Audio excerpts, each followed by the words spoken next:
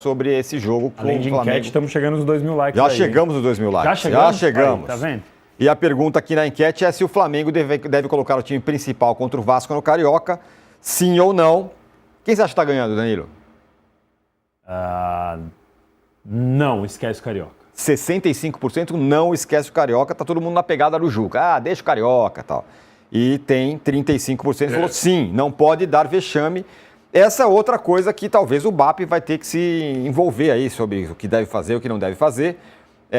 Tem reportagem aqui no UOL também falando sobre isso. Será que ele vai antecipar o time principal, o Flamengo, para encarar o Vasco? Lembrando que pela programação, o time principal encararia o Fluminense, que será o próximo jogo. Até pela regra do Campeonato Carioca, você não pode ficar jogando com sub-20 para sempre. Então, no próximo jogo já seria o time principal. Hoje, o Mauro César Pereira, no seu blog, conta na coluna dele que os resultados ruins fizeram o Flamengo debater essa possibilidade de jogadores do elenco principal já nesse jogo contra o Vasco amanhã, podendo mudar até o comando técnico, né? O Felipe Luiz, como disse o Arnaldo ontem, assumindo o lugar do Bruno Pivetti, que é o técnico do sub-20. Danilo, uma coisa como uma intervenção dele. Ele foi técnico do sub-20 de muito sucesso, inclusive no Flamengo, né? Eu sou da tese que cair no estadual é vexame, muito ruim, não pode. Mas não tá nem aí pro Carioca, não quer jogar o estadual, tá priorizando, ok, beleza, pode priorizar, acho ótimo. Pode até ser também, é bem provável, na verdade, que o Flamengo colha frutos em relação no aspecto físico para os seus jogadores, de ter melhorado essa temporada, essa pré-temporada para os seus atletas, mas tem um limite. E o limite é não cair no estadual. Cair no estadual é muito, muito feio. Ontem até a gente detalhou no post, né, sobre essa questão de você aumentar o seu calendário em 6 datas, porque você vai ter que jogar lá o Torneio da Morte. Você não é que você fica ali, não caiu, não classifica, não cai. Não, são 6 jogos, ida e volta com os outros 3 times que vão ficar entre os piores do campeonato.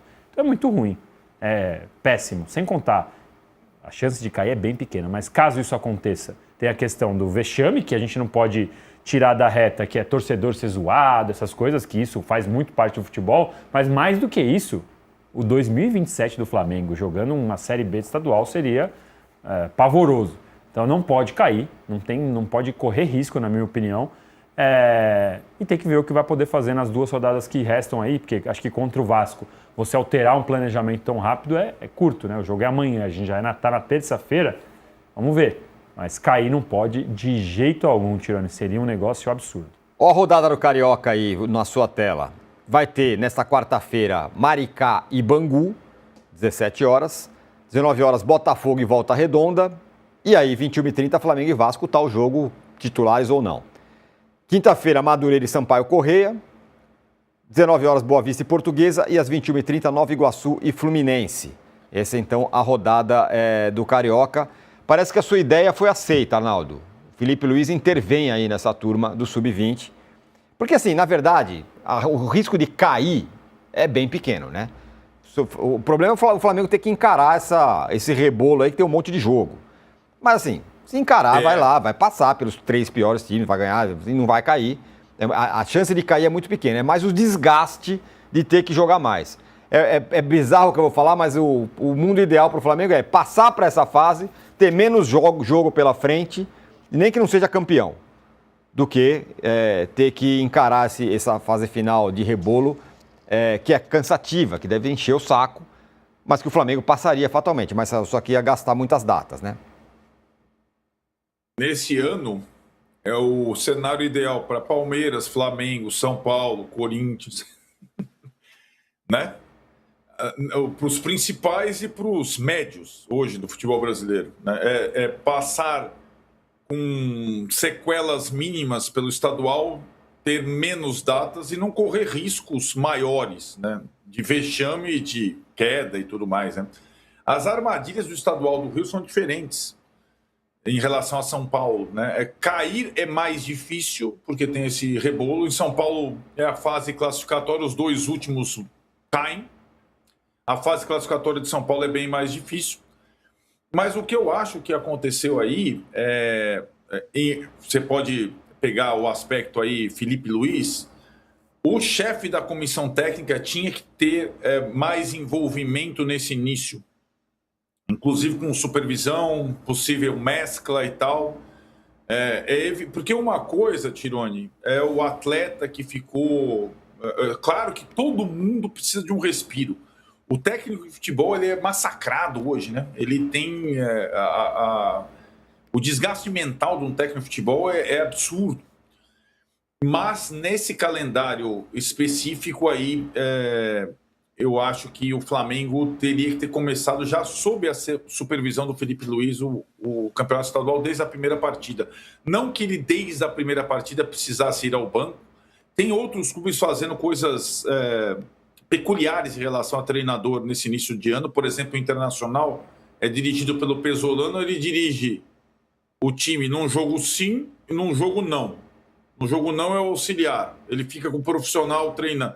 Enfim, tem um monte de coisas, mas nesse caso do Flamengo, a partir da primeira derrota, que deixava já a situação complexa, aquela derrota para o Bangu, eu acho que o Felipe Luiz já deveria ter dado as caras. E agora, num clássico contra o Vasco, Fernando Diniz e tudo mais, ele tem que estar no banco, para mim é óbvio. Ele tem que participar da preparação do time, de uma eventual mescla para o jogo e estar no banco dando respaldo aos garotos e a possíveis reservas que vão a campo. Faz parte, ele tem que dar as caras. É a hora do Felipe Luiz, o técnico sensação do futebol brasileiro, aparecer, estrear em 2026. Ainda sobre isso, a gente vai falar daqui a pouco de Ryan, se vai sair do Vasco ou não vai, mas Danilo, ainda fica uma respinga na categoria de base do Flamengo. Já tem Sem gente falando, dúvida. só tem bagre, a categoria de base é uma porcaria, o Flamengo não revela ninguém, que é claro que não é verdade, né? Não é. Mas os caras estão aí jogando contra profissionais e estão perdendo, e fica uma mancha, inclusive, nos jogadores, né? O que é péssimo. Não jogou a copinha para jogar o estadual, tá jogando o estadual, tá apanhando de todo mundo. Mas foi uma estratégia que eu acho que ninguém imaginava que o Flamengo fosse ter assim, tantas dificuldades. Lógico que ia ter uma dificuldade ou outra você jogar um sub-20 entre os profissionais, mas nesse nível de repente fazer o Flamengo correr o risco de ser rebaixado ou enfim, de disputar o torneio da morte, realmente é algo que eu imagino que a diretoria não estava planejando. A gente falou no começo do programa e fez muitas comparações sobre a base do São Paulo, né? Sobre como seriam os jogadores do São Paulo para caso tenham que jogar logo no profissional. Falamos agora há pouco do João Paulo. E essa subida da base, ela tem que ser feita num momento sempre estratégico.